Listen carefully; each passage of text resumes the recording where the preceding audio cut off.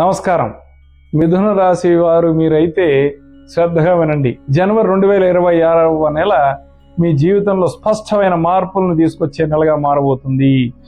నెల ప్రారంభంలో రవి భగవానుడు ధనుసు రాశిలో ఉండడంతో సంబంధాలు, భాగస్వామ్యాలు, కుటుంబ సంభాషణలు ముందుకు వస్తాయి. రాజీ, నిబద్ధత, పరస్పర అవగాహన పెరుగుతాయి. జనవరి 14 తర్వాత రవి మకరంలోకి ప్రవేశించడంతో అప్పటి నుండి బాధ్యతలు, లోతైన మార్పు, స్వీయ అవగాహనపై ఎక్కువగా మీకు ధ్యాస ఉంటుంది.